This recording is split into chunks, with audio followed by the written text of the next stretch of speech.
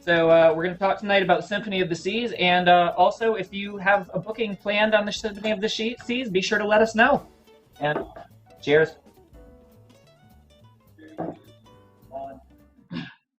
Tonight we take a look at Royal's biggest and newest ship, the Symphony of the Seas. We have our photo of the week, the latest cruise news, and another segment on the history of cruising. All this and much, much more coming up on CruiseWeek.tv live.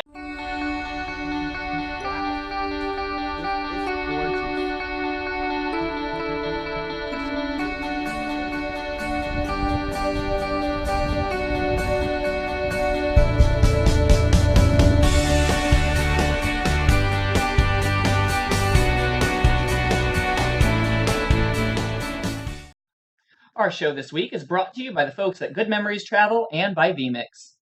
Hey everyone, I'm Joe and it's good to be back. Sorry about not being here the other week, but I heard Matt did a great job in my absence. This week we're going to take a look at the new ship Symphony of the Seas, which is now out of the shipyards with a new captain on the bridge, ready to start picking up passengers. But before we take a look at the new ship, let's take a look first at our photo of the week. Now, this week, we looked at the Royal Caribbean Facebook group and picked this photo sent in by Sailendu Kumar Day, ice skating or getting ready to ice skate on the ship. For those of you that don't know, the Oasis-class ships actually have an ice rink built in them, which I think is an amazing idea, which is fun for kids and adults alike. Remember, guys, each week we pick a new Facebook news group for cruising and ask its members to submit their best cruise photo. So keep your eyes peeled, cruisers, because next week we could just pick the group that you're in. When you book a cruise, you can book it online, you can call the cruise line direct, or you can save some extra money and call a travel agent. Having a travel agent can not only save you money in cashback incentives and extra gifts, but if there's a problem with your booking, you have someone on the inside to help sort it out rather than just calling a random rep on the phone at the cruise line. Good Memories Travel is a full-service travel agency that offers you cashback and incentives that you won't get booking directly with the cruise lines. So why would you pay more for less? You can call or visit Good Memories Travel on the web, and it costs you nothing to compare a price and see the superior service and extras you get when you go through Debbie and her team for your next cruise vacation. They cover all the cruise lines, and if you're a new cruiser, they can even suggest the best ship and cruise to suit your cruising style. Give Debbie a call or visit their website today and see how much easier and cheaper it can be. Debbie can be reached directly at 321-338-2953, and of course, through their website at goodmemoriestravel.com.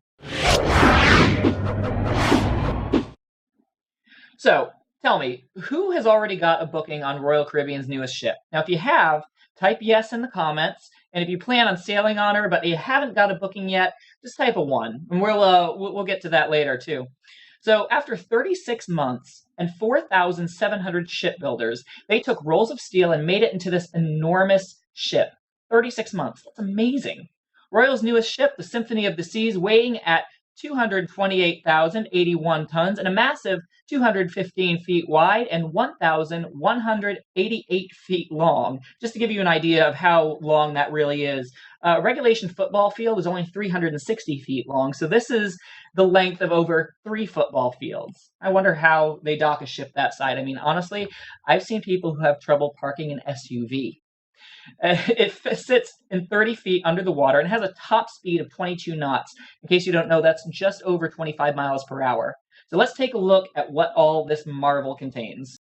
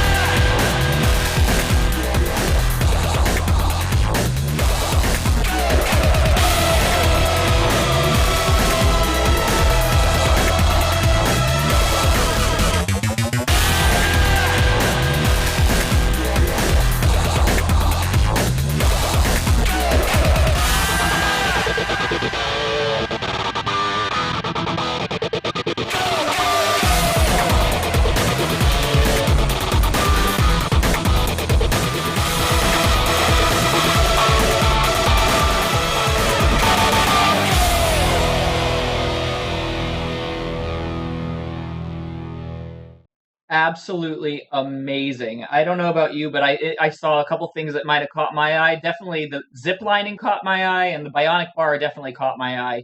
Two things that might not necessarily go together, but at the same time, they both seem like they'd be pretty incredible. Anyway, Symphony of the Seas. She'll welcome 5,518 guests at double occupancy in 2,759 staterooms, including 28 additional balcony rooms that overlook the ocean or signature boardwalk neighborhood. One Oasis class ship, 7 distinctive neighborhoods, the tallest slide at sea, with the ultimate abyss and countless adventures for guests of all ages. The family adventure of a lifetime has surprises at every turn, including laser tag and an escape room. I swear, the ships are becoming more and more like floating theme parks these days. They also have made a spectacular, spectacular family suite. Now, this is a 2-level, 1,346 square foot suite filled with awesome thrills, and it offers more than enough room for the whole family and friends to come together and catch up on, just plain me time.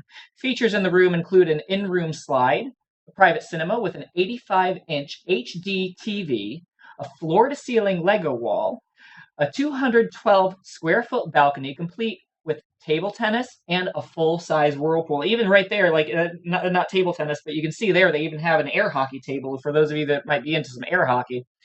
I'm competitive, so I kind of like that. Also complete with a royal genie, who's like a butler and caters to every whim. There are many, many more surprises awaiting guests along the way. Anyway, but I gotta be honest with you guys. We see there's the Lego wall is great fun for the kids, but I mean, come on, who cares about the kids? I want to spend a week in this room alone by myself. Well, of course, with the genie there. Oh, genie, please bring me another drink. And him saying, "Your wish is my command."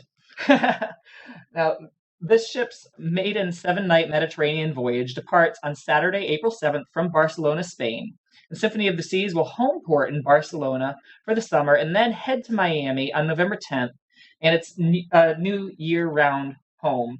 The suites on this ship are going to be on like a little bit more on the expensive side. The ones that you're looking at right now, I believe they're around 30. I want to say it's $30,000 for a week, but at the same time, look at all you're getting. You're basically getting like a good size house to live in for that week with a butler. So it's quite an interesting feature. If those of you who've been looking to book on Symphony of the Seas, let me know in the comments if you guys have been trying to book, or like if you guys have booked on the Symphony of the Seas. Honestly, this is one ship that I can't wait to go on. I'd love to do the laser tag, the escape room. Some of those restaurants look amazing. The bionic bar is a relatively new concept, as I understand it, but some ships kind of already have it. So tell me in the comments, guys, what is it? What do you guys think? What are your thoughts on this? Would you guys, I would definitely use that slide. That slide, they probably built that in for like families that have kids, but me personally, I would use that slide. I'd go on that slide. I'd go on the other. We saw in the other video, there was that, the one that lit up. That was like a disco ball kind of like water slide kind of thing. Richard actually just commented. He says he has booked. Richard, tell me what kind of a room have you booked on there? Have you booked like one of the general staterooms or like a single room, or it's? I mean, honestly, like all the rooms on the ship, I imagine would be amazing. It says a couple of 7 neighborhoods, so I'm assuming they're all that would mean they're all kind of designed a little differently. Yeah, so they're all like 7 neighborhoods, all designed a little bit differently. Yeah, definitely. Heidi Leskin says, heck yes for the slide. Heidi, I'm saying the same thing. That slide, like you could put that in any stateroom.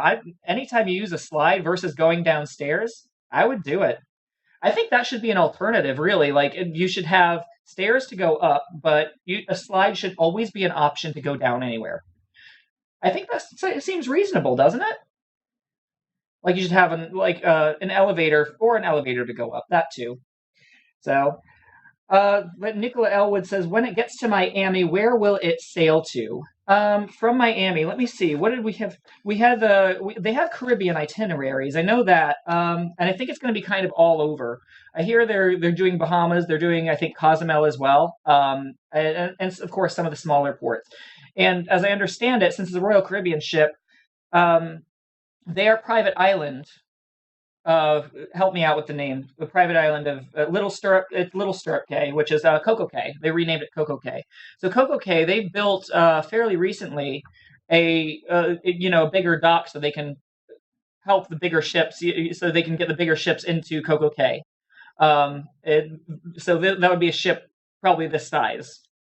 So they're probably going to be all over the Caribbean after they get out of. I believe they're still in Europe right now.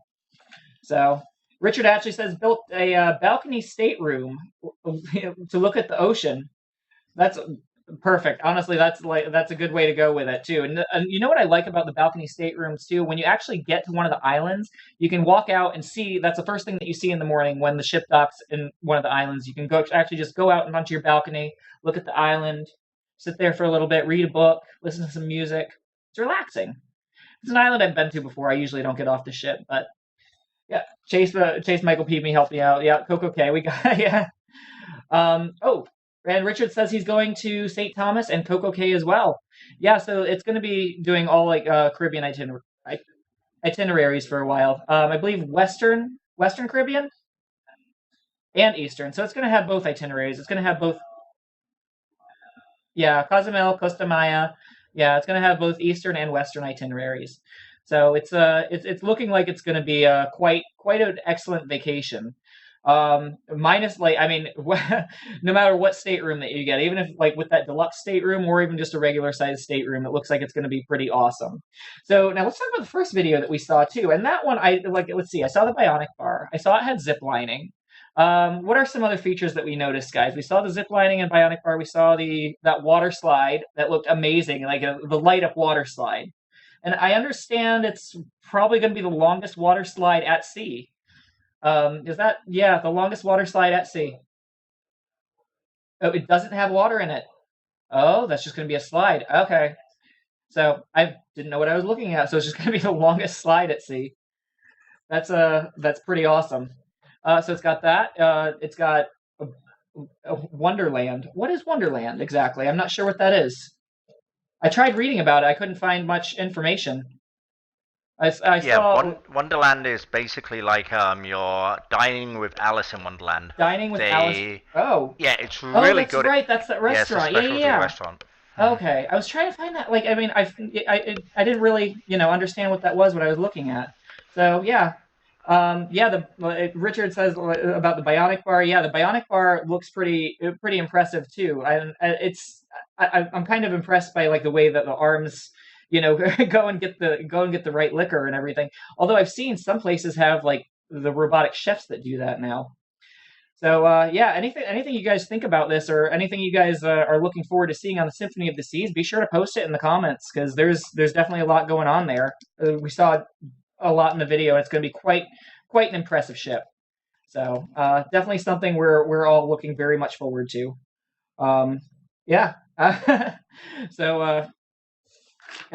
We got some new people coming in. Brandon Adams and Tony Dunnigan Bain. Welcome, guys. Welcome to the show. And all right. With anything else, let's go. If we go into the cruise news, we'll talk a little bit more about the family suite.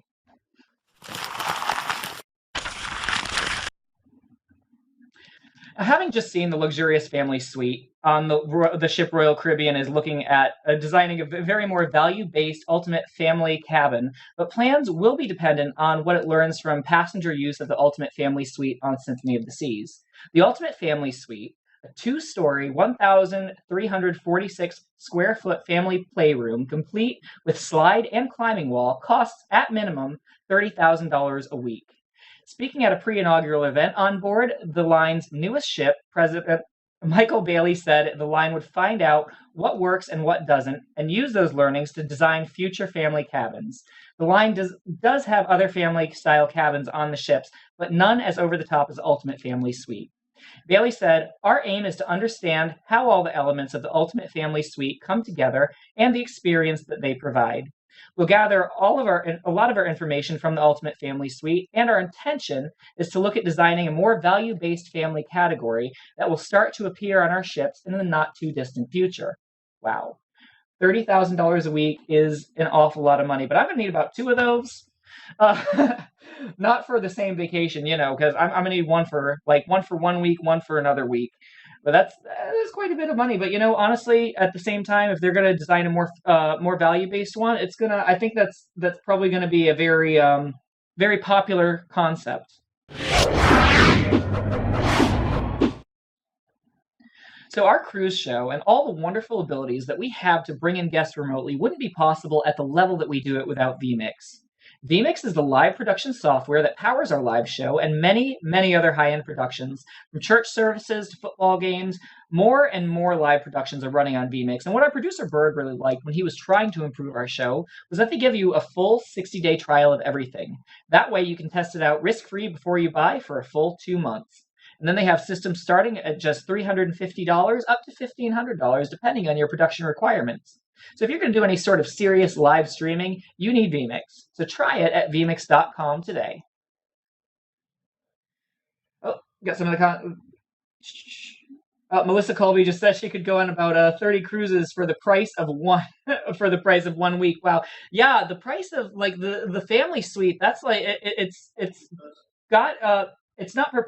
It's say again, Bird. It's not right. It's for the suite. It's not. Yeah, it's not per person. It is for the suite. So like if you had like a lot of like family, friends, people that you could split the cost with, then yeah, it would make it more economical.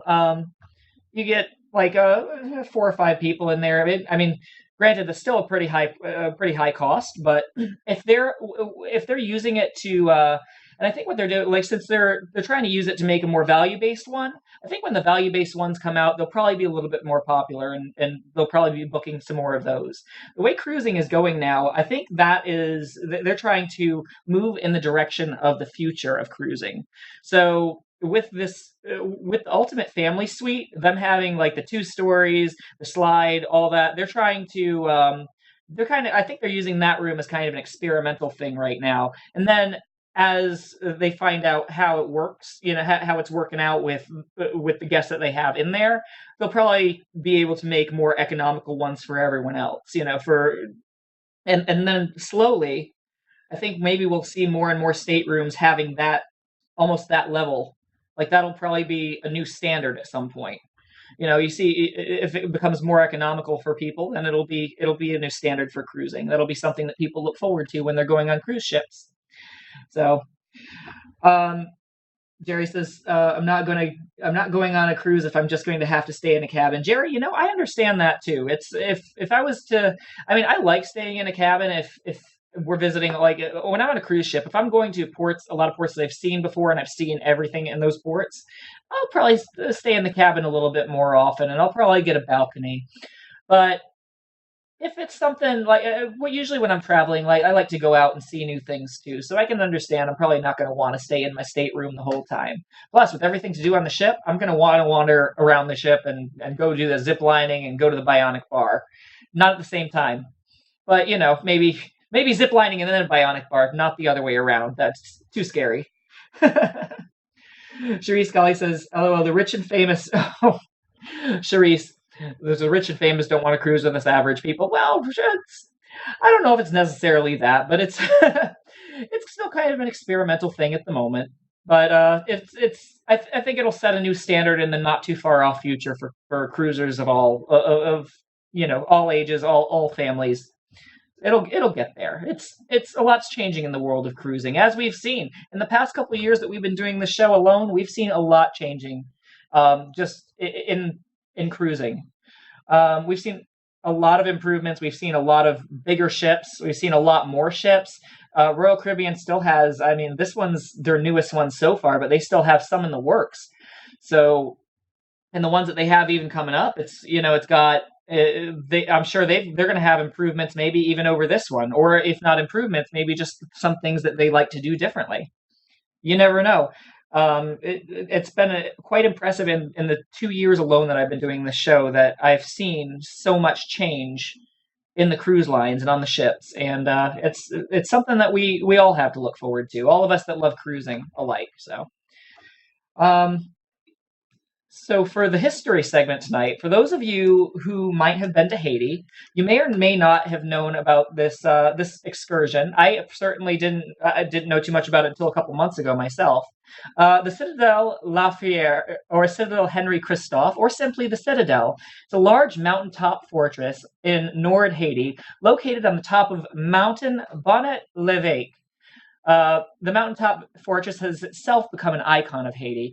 The massive stone structure was built by up to 20,000 workers between 1805 and 1820 as part of a system of fortifications designed to keep the newly independent nation of Haiti safe from French excursions. The Citadel was part of a system of fortifications that included Fort Jacques, Fort Alexandre, built on the mountains overlooking Caps Haitian.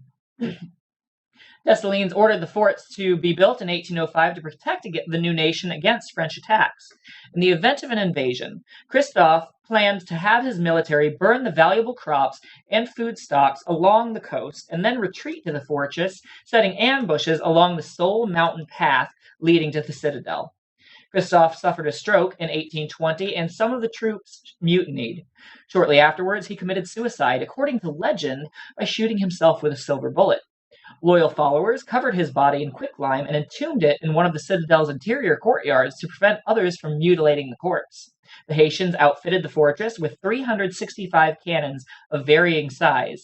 These were obtained from various nations and still bear the crest of 18th century monarchs. Enormous stockpiles of cannonballs still sit in pyramidal stacks at the base of the fortress walls. Since its construction, the fortress has withstood numerous earthquakes, and though a French attack never came, and it was eventually abandoned. The Cap Haitian and the adjoining Atlantic Ocean are visible from the roof of the fortress, and it's also possible to sight the eastern coast of Cuba to the west on clear days. So if you're ever in Haiti, be sure to check out one of their most popular historical attractions. So, let me see. Well, let's see what we have here. Charisse says bigger really is better. Everything is going to mega as far as the ships go. And Charisse, I kind of agree on one level that there are a lot of the ships being built today are bigger. They're getting, and that's one thing that we're seeing is we are seeing a good number of the ships being. They're all going to this size, this mega ship size, the 3 football fields long and plus. But at the same time, for people who really like to travel and might not care so much about doing just the on-ship activities and actually want to see a little bit more of the world, I think the smaller ships offer a little bit more in that regard because they can dock at the ports that the bigger ships, these mega ships, can't dock at. So I think it just depends on what people are really looking for in a cruise vacation. If they're looking to go and stay, go on the ship and just spend their time in this floating city, the city of Symphony of the Seas, then yeah, that's where that's part of cruising is going. But the smaller ships can dock at places that the bigger ships just can't dock at, or if they are going to visit, they have to tender out. And there are some ports that ships won't even tender at, bigger ships won't tender out at anymore because there's just so many people on the big ships. So they don't go to those destinations because tendering out and tendering back would take way too long to fill up the tender boats. So I think there are a lot of ships, Charisse, that you were saying that it is going mega today, and it seems to be going in that direction. But I think there are some things that the smaller ships have an advantage over the bigger ships on, and that's one of them, I think. Face Michael PV says he loves the small ships for getting close to staff and loves the new big ships for the state of the art and for entertaining his kids. And that's another point. That's a really good point you bring up there too. Is the closeness? How well you get to know the staff. Now, of course, every ship I've been on, I can honestly say, every ship I've been on, I've never had a stateroom attendant not know my name within the first day too. Honestly, I don't know how they do it because they learn your name. They know your name for the 5 to 7 days that you're on the ship, and then they dock, and then they have to learn somebody else's name. I don't know how they do that, but you're right. To get closer to the staff and you go to your favorite bar, your bartender already knows what you want. You go to a restaurant, the staff there already knows what's going on. You might not get that with the bigger ships because they might have a lot more people to tend to. So that is another advantage I think that the smaller ships might have over the bigger ships, is they have it's a better crew to passenger ratio, and you get a little bit more of a personal experience with the crew.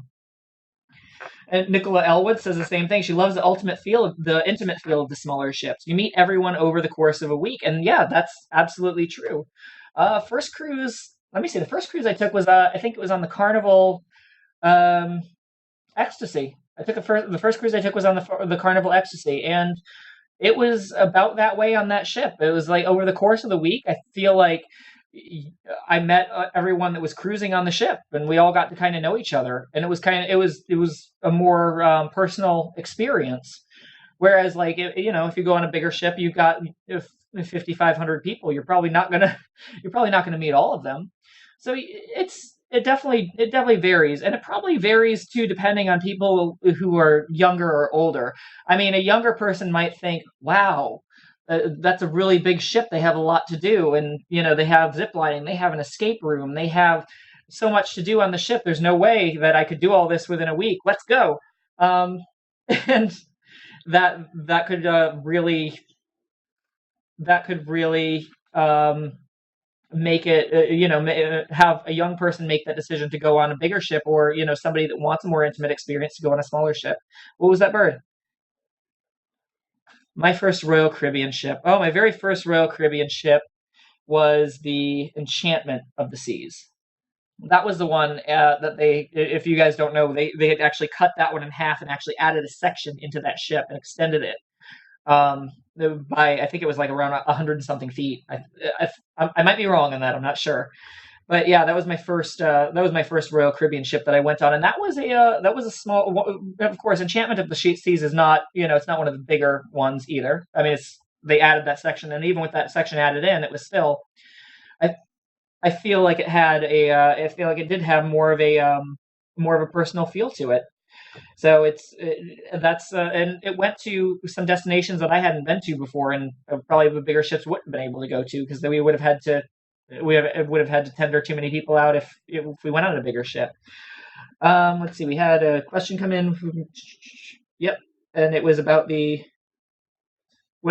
There we go. I see it. Richard asked, "What did Bird think about Oasis?" Bird, what did you think about Oasis of the Seas? I actually really liked it. I've been on Oasis twice now, and it's taken two complete 7-day cruises just to kind of do everything on the ship. Even then, I haven't done every single thing. There's restaurants I haven't been to, but I mean, it takes like 14 days, and this is an Oasis class ship similar to what Symphony of the Seas is. So it's got that split hull design with the neighborhoods, and I absolutely love the neighborhoods. It's amazing. The ship is so big, but it never feels crowded because of the way they've designed it. They've done this amazing way of designing the ship where everybody's spread out. There's so much to do. There's only a few times in the entire cruise that you are focused together, where then it really does feel crowded, and you realize how many people are there, and that's usually when they're doing the big parade down the central promenade towards the end of the cruise, and everyone comes out to watch that. But otherwise, you might be in the neighborhoods listening to a string quartet playing live, having a snack, stuff like that. You might be at the boardwalk watching a show, or being on a merry-go-round. You might be ice skating. So everybody is spread out so far. I really loved the ship, and it is definitely one of my favorite ships to go on, because like I said, there's so much to do. I would love to try one of the other Oasis class, because unfortunately Oasis of the Sea doesn't have that big slide, and I really want to try that slide. And the other thing I really want to try that Oasis does not have is the Wonderland restaurant. Not only is the restaurant designed amazing, like you look up in one section and there's cups and plates stuck to the ceiling. I don't know how I'd feel about dining under all that, especially if it's a rocky ship.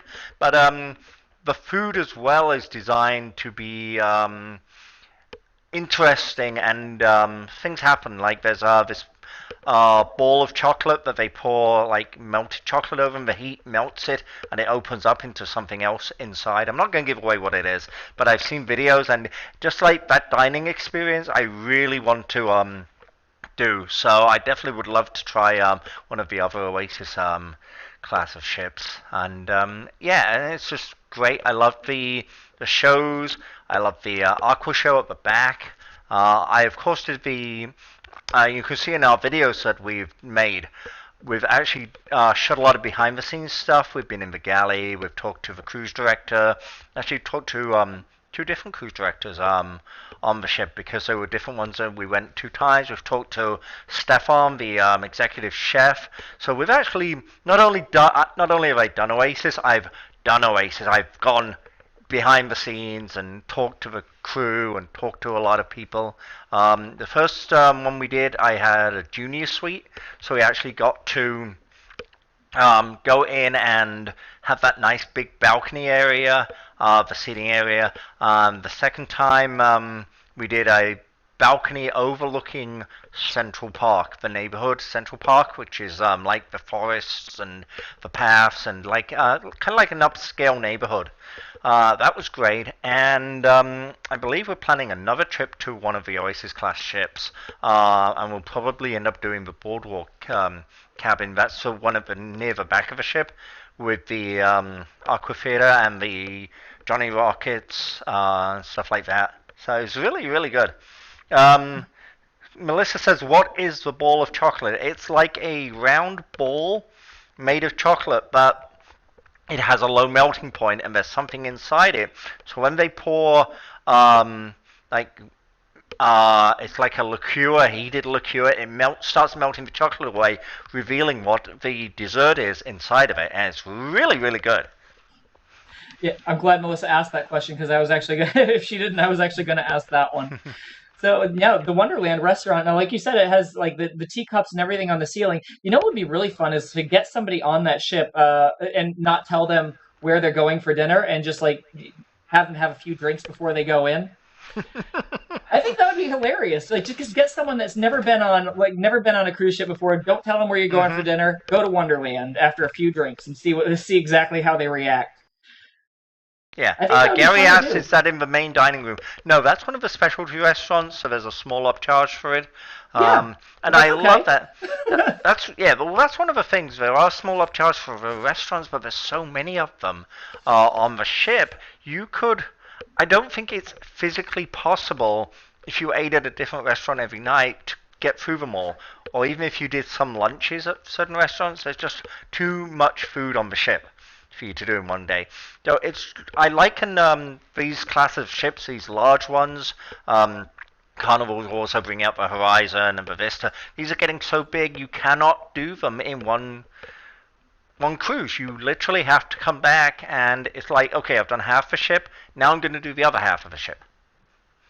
Hmm. Yeah, absolutely. The ships are getting. I mean, and that's exactly where the ships are. Like, I mean, they're getting so big that there's just too much. There's so much on the ships that you can't do it all in one run. So you No. have to go back on a cruise ship, Yeah. and in a way, I think that makes it so that you even if you do the same cruise ship twice, you don't feel like you feel like you're doing different stuff on the next run because there's Correct. just so much that you didn't do on the The first second time. time I was on the ship, I mean, I got more time to wander around, and I found other little things that I didn't even realize. They had a like a deli there off to the side, and they in the deli there's like all these different types of soups, and I love soups. So it's like wow, you get to try all these and these little places you wouldn't even notice or think about going. So I mean, I don't know. You could. These ships are like you never even need to get off them at ports. You're gonna. I think you're gonna find these ships are gonna start not even stopping at ports, just going kind of around in circles or anchoring somewhere. Because obviously, if they're moving, they're burning fuel. But if they anchor somewhere, I think a lot of people will be perfectly happy with that. I, yeah, especially if you've gone to the same ports several times and done the same things. Yeah, it's like these ships have so much to do on them. Um, Now we were also talking about the difference between these large ships and the smaller ships. I've done the first time I did Oasis. 2 weeks later, I was on from one of their biggest ships to one of their smaller ships, and it is true. The smaller ships don't have as much to do. If you're just looking for lots and lots of stuff to do, yes, you're going to run out, you're going to get bored. However, the crew realizes this and they make that up in personality. They do a lot more shows, a lot more entertainment stuff for you to go and join in on. So it's more these smaller ships you kind of get pulled into take part in stuff. So as long as you like taking part in a show or karaoke or stuff like that, you'll be fine. If you don't go to the smaller ships, you will get bored. Yeah, definitely. And Mm-hmm. you brought up an interesting point too, Bird, about like they could just like sail into the middle of the ocean, anchor somewhere, and then you have the people on board. They could just spend a week out there and try just do everything on the ship, spend it at like basically a floating theme park. So now, do you think that might be the future of like where some cruising might be going? Like they might have some ships that do that, and some ships that might just Carnival has the already smaller done ships this might on still go some to ships. ports. Yeah, Carnival has already done this on some ships. They call them cruises to nowhere. And I don't know if the ship is moving the whole time or whether they actually anchor. Like I said, I would assume that they would anchor to save It would be fuel. smarter. Yeah. Yeah. It'd be more Um, economical if they did. Yeah, right, absolutely. and I think they usually do it on the bigger ships, like I said, so there's stuff to do because, I mean, once you've looked at the ocean for a few hours, it's kind of the same. Yeah. um, but it, it is. These are things. They're just getting bigger and bigger and bigger. These are like giant floating resorts. In fact, they are. I mean, when you realize the infrastructure behind these ships, they have a hotel director, who a lot of times you won't really see, and it is set up like a giant floating hotel. There's three main sections to any cruise ship now. You've got the hotel side, you've got the entertainment side, and then you've got the actual physical, the captain, the crew that moves the ship from place to place. That side. So it's great how they've done this and just how they can build these ships so much. When you think about, okay, look at all the things on this class of ship, and they built this from raw steel in 36 months. Yeah, I mean, just think how many decks there are and how much there is, and the planning and putting everything together is, just amazing. If you've ever seen one of those pictures where you see a picture of the Titanic next to one of these ships, I mean, it's like a toy. Yeah, these ships have just got so big. Um, yeah. Oh, Which is Rita says the cruise to nowhere were outlawed in 2016. yeah, Rita, Jim Van Leeuwen said the same thing. He said Carnival stopped doing cruises to nowhere a long time ago, except for unexpected changes. interesting. Any idea why they were outlawed? Because that's interesting. Outlawed was weird. Yeah, I that's an mean, I could interesting word understand to if it use for wasn't that. Outlawed economical. is. I Hmm. mean, outlawed would be. I would wonder why they would do something like that. I mean, I can't imagine, but it's. Yeah, if you guys, if Rita, if you want to, like, if you know why they were outlawed, be sure to share that with us because Hmm. I'm curious to know the reason for that myself. But yeah, I mean, but it would be an interesting concept for. Yeah, I mean, it would definitely be something that they could, if it wasn't it like they outlawed, they could Hmm. set that up, and I think people would absolutely do that. They'd make a killing, Yeah. especially if they're not burning fuel. That would be awesome. Correct. Yeah. I mean, they'll burn some fuel because, but no more than if they were docked. They've still got to keep the generators running and stuff. But yeah. Right, but Really just interesting. enough. And don't forget, on our website, CruiseWeek.tv, there are all these videos that we've shot on the ships. Every time we go on a ship, we break the ship down for you, section by section, piece by piece, and have some really great interviews with some of the crew on board. I absolutely love talking to the crew. I am just amazed at the high level of quality of these crew. One of the most amazing interviews that I did was the last time on Oasis when I was talking to the executive chef Stefan. The places he has been and the people that he has uh, taught under and learned from all over the world to master his craft is absolutely amazing. If you guys really want to know, go and watch that video on the site. It is absolutely amazing. I was sitting next to this guy, and he's an unassuming guy, middle aged, and we asked him the simple question, tell us about your upbringing and how you got to where you are. And he starts telling us, and my mouth just drops and hits the floor. That was And a it's great just, interview. it was so amazing, just so much stuff that he'd done. It's like I'm in awe. And I was lucky enough to be able to talk to him afterwards and continue those conversations and just learned so much about that. Yeah, I remember that interview. Okay. It was a very good interview. Bird, by the way, both Rita and Charisse commented The about Jones the. Act. You got that? Yeah. Rita says enforcement of the Jones Act. Yeah, okay, I understand that. Yeah. The So Jones Act means, for those that don't know, the ship has to stop at least one foreign port. I think it's like with the tax laws and stuff like that. So a cruise to nowhere, they're not stopping at any foreign port. So that's why. So I mean, maybe yeah, they can like stop overnight, like for an hour. I don't know. I mean, I don't see why they wouldn't be able to in some way, just like stop, maybe go to a popular port like Nassau for like at least Yeah. one of the, like, if you do like a 5 or 7 day cruise, just stop in Nassau one of those days, and then the rest of the time, like you said, just kind of go Mm, to somewhere where they can anchor. yeah. I Although I don't see think when why. people are looking at the cruise itinerary and they see a 7 day cruise with just one port, they might think, oh, well, that's not very good.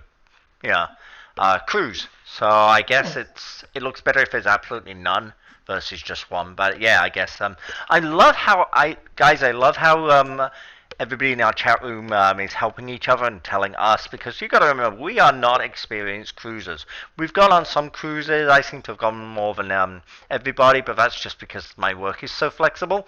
Um, He can get away but more often than the rest I of us can, can. but I mean, we're definitely not. So we rely on you guys to help us out and give us information. And I love it when you do, like telling us about the Jones Act, telling us about that. I mean, it's great because every time you post in the comments, people that can watch the show later on and afterwards, they get all that information. So please help us. Let's build this community together on Cruise Week TV, and let's make it a place where people can come and learn about cruising. Because I know when I was starting out, I knew nothing, and I've told Joe several times. It's like the first cruise I went on, I didn't even know there was a main dining room. Well, Uh, it's true though. We learn, like, as we do the show, and every week when I do the show, I always learn something new, and and a lot of it, like a lot of what I learn too, comes from our community. It comes from you guys. So when I come on the show every week and I see you guys, see our audience is posting in the comments and they're telling me new stuff, I learn. I do learn quite a bit. I've only been mhm. on Bird, of course, has been on. He's been on a bunch of cruises. How many exactly, Bird? I don't know, but it's probably only about 6 or 7 or 8, maybe. I'd have to Six or figure it seven out or exactly. Okay, Well, I've been on seven still. okay. And Richard was asking me too if I was planning on going on a cruise anytime soon. My next vacation is going to be a land vacation, but I'll be gone probably in April for 2 weeks. Yeah. So But we are I'll, we are trying to plan a cruise with all of us together. We've got to figure out that, and it's been great when we bring on all these guests and we learn about the port and we learn about the ship and we bring on all these people. That's just such an amazing idea that we had to bring these people on and chat and get to know everybody. It's like my phone book is filling up with so many contacts. By the way, talking about contacts, Saint Martin. When we were last on Saint Martin, we shot an awesome video with Sea Grape Tours. And then the hurricane hit and devastated the area, and they had to leave. They are finally back and operational. So I'm yes, going to post that video hopefully this week, and it's really good because we're doing this tour, right? And we end up in this park, and it just happens that it's a school day, and all the school kids are in this park. So, of course, me being me, I'm like, this is a great opportunity. I end up doing an interview with a bunch of the school kids and the teachers about life on the island, life at school, what they want to do, and it was just so amazing to learn about that. And then just a month later, it's like wiped out. Yeah. So it's going to be great when I post that. yeah, that will be. Well, That's something that I'm looking forward to that too. That's something that's going to mm, be very interesting. Yeah, I So. told them that I wouldn't post a video until they were actually ready to accept tours because I mean they did such a great job showing us the island and stuff. It would be disappointing to show the video and then nobody could go on a tour because the island was still being rebuilt. Well, I think that's something that like a lot of people that vacation to places or cruise to places like St. Martin. I mean, we of course when we go on a cruise, we're on vacation. We're going there to have fun, and I don't think we ever really get to. I mean, we kind of do, but we don't all always get to experience or one inquire about what island life is actually like. So I think that would definitely show us all a different side of what it's like in St. Martin, like Hmm. when we're not there for that few hours of one day. It would Exactly. give us a different perspective of the people that live there. Yeah, I've always been one of those to get away from like what I call the tourist traps. And Mm. Chase says he drove a jeep around St. Martin 2 weeks ago, and yeah, it's still really bad in parts. I love to do that. I've got away from the tourist area. I've gone and explored. I've talked to locals. I've chatted to people that I've seen in their gardens. I've gone away where people are like looking at you like, "Are you lost?" I'm like, "No, I'm exploring." Uh, I mean, like Belize. I went right out of the city area to the places where the tourists aren't going, and some police even stopped me like, you shouldn't be out here. I'm like, why not? It's like, oh, it might be dangerous. I'm like, yeah, but I'm exploring and I'm talking to the locals. And maybe it was silly of me, but I had a friend with me, and I didn't feel threatened, but I chatted to people. I was enjoying myself. I was learning. I talked to a lot of people about life there, and you come away with these great experiences by talking to the people, rather than just doing the tour like the. Yeah, I mean, yeah, some of the tours are really good, and you do understand the points, but to be able to spend a bit of time and go and explore yourself is amazing. I just You come absolutely away love with it. better stories, I think. You go Hmm. on vacation, you come back home with all the stories of your vacation, and I think you come away with better stories when you actually go and explore the places like that, and go out on your own and see those places. I remember when we went to the Bahamas, the one cruise that we went on together. We went to the Bahamas. We Hmm. rented those scooters. Oh yes, yes, yes. That was interesting. Yeah, renting scooters for the first time and driving around. I can't remember which port that was, That but was Nassau. it was That was Nassau. Nassau. I remember. Yeah, and I remember at one point we're going towards this intersection, and it's like I'm looking, and I'm like, wait, no cars are stopping. There's no lights. What are we Mm-mm. doing? Close my eyes and hope. Yeah, that's what you have to do because all the drivers there were doing the same thing. They were all closing their eyes and hoping, and it's like, and they didn't care that you were on the scooter and that they were just passing Hmm. you with not a full 3 feet of distance. It was just Hmm. like a good maybe 3 inches of distance between their car and your scooter. And Exactly. yeah, it's scary, very scary, but it was. So I want to ask everybody in the chat room to let us know what have they done out of the ordinary on a cruise. What have you done? Have you gone off the beaten path? Have you found something interesting? Have you just got lost for getting lost's sake and just wandered around on an island and just to see stuff? Yeah, Yeah, Nicole Wood says traffic is crazy in Nassau. In a lot of yeah, Nicola's places, not traffic lying. is. Traffic is absolutely crazy in Nassau. You see, and Hmm. being from Florida, I thought we had bad drivers here, but no. Then I went to Nassau, and I Exactly. Yeah. almost I almost died Hmm. many times on the scooter. Yeah, So and then when we went to Cozumel, and Adrian from Cozumel Tours did our tour for us, and we went right to the other side of the island, and there's all these wonderful like little hotels and stuff out of the way that you would never ever think about, and never even go and see. It's just, there's so much amazing stuff on the islands, and just being able to get out and see this stuff is great, especially when if you I think you're doing yourself an injustice if you go on a ship, you get off, and you just stay by that little port area. mhm. Yeah, I think you're not experiencing the island, and I think yeah, you need to get out and visit and try and talk to locals. It's great experience. I've had nothing but positive experience from it. Absolutely, absolutely, it is. And that was a Cozumel was another place that, and I know you weren't there with me on that cruise, but when I did go to Cozumel. took an excursion to the Mayan ruins in Tulum, and that was another place that we actually did that. We actually went out and kind of explored some of the. I mean, of course, you have to take a boat from Cozumel over to like the mainland, and we went in, like after the ruins, we kind of left the tour a little early, and we went around into some of the little, like, I guess, villages in the area, Yeah. and a local restaurant where I had some really good street tacos that I wouldn't have done that otherwise if I had, like, I mean, if we had been like staying with the tour, like if we had stayed, right after the tour, got right back on the bus and gone right back to the island, and it was actually really, it was a lot of fun. So, and I think that, and I would have had some really amazing cheap tacos. They were cheap, they were delicious. And it was the local food, like that was some of the local flavor, and that was pretty incredible. So we've got some great comments coming in I on was things just that about to people say have that. done. Nimara is watching from Trinidad. Wow, welcome. Wow, well, welcome. Yeah. Nicola had more thrills driving to the zip lines than actually on the zip lines, and if you're in a taxi or something, I can definitely understand that. Some of these drivers are crazy. I like the. Nicola also says St. Lucia uses a beep before you reach the hidden corner method. And Chase says agreed.